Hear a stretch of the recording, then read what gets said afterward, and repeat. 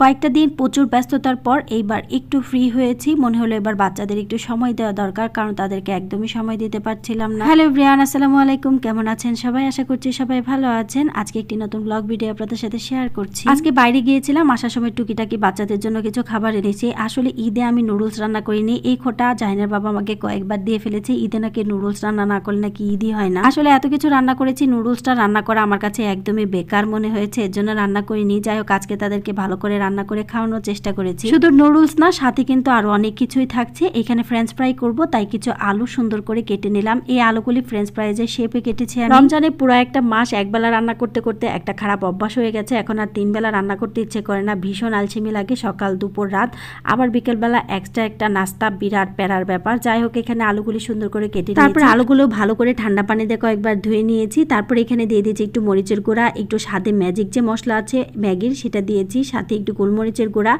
একটু কর্নফ্লাওয়ার, একটু ময়দা, সাথে একটু টমেটো সস, একটা ডিম ভেঙে দিয়েছি। আর এটা একটা সাইড করে রেখে এখানে কিছু সসেস কেটে নিলাম। এটা দিয়ে নুডলস রান্না করব, স্যুপ রান্না করব। চলুন রান্না বান্না শুরু করা যাক। আগে আমি হাঁড়িতে গরম পানি দিয়ে রেখেছিলাম। এখানে একটু লবণ, একটু সয়াবিন তেল দিয়ে ভালো করে গরম করে পানিটা, তারপরে দিয়ে দিলাম চাউমিনগুলা।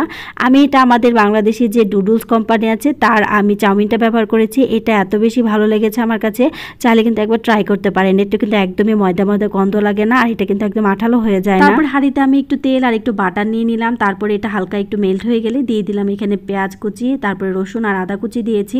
এইটা দিয়ে একটু হালকা নেড়ে চেড়ে এখন দিয়ে দিব সসেসগুলি একটু ভালো করে নেড়ে চেড়ে এখানে একটা ডিম ভেঙে দিয়ে দিব আমি। ডিমটা একটু হালকা নেড়ে চেড়ে তারপর এখানে দিয়ে দিব আমি কিছু গাজর কুচি আর কিছু ক্যাপসিকাম। এগুলি ফ্রিজে কিন্তু ফ্রোজেন করে রেখেছিলাম, আর এই ভিডিওটা কিন্তু আপনাদের সাথে আমি শেয়ার করেছিলাম। সবকিছু হালকা ভেজে তারপর এখানে দিয়ে দিলাম বেশ খানিকটা আমি টমেটো সস, একটু সয়া সস দিয়ে দিলাম, একটু গোলমরিচের গুঁড়া।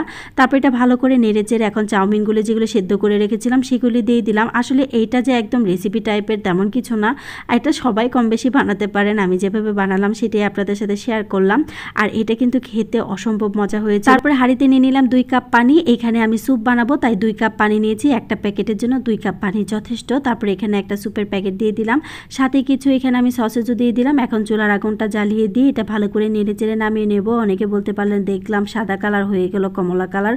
আসলে এখানে আমি নরের যে আরেকটা স্যুপ আছে সেটাও ব্যবহার করেছি। ম্যাগি আর নরের 2টা স্যুপ মিক্সড করে বানিয়েছিলাম, খেতে ভালোই লেগেছিল। তারপর এখানে আমি ফ্রেঞ্চ ফ্রাইগুলোও ভেজে নেব। এখানে ফ্রেঞ্চ ফ্রাইগুলো কিন্তু আগে থেকে আমি সুন্দর করে মশলা দিয়ে মেখে রেখেছিলাম। এক একজন এক একভাবে ফ্রেঞ্চ ফ্রাই বানায়, আমি এইভাবে বানাই। আমারটা খেতে কিন্তু অনেক বেশি মজার হয়। অনেকে বলবেন নিজের খাবারের প্রশংসা নিজেই করছেন, আসলে ব্যাপারটা এমন না।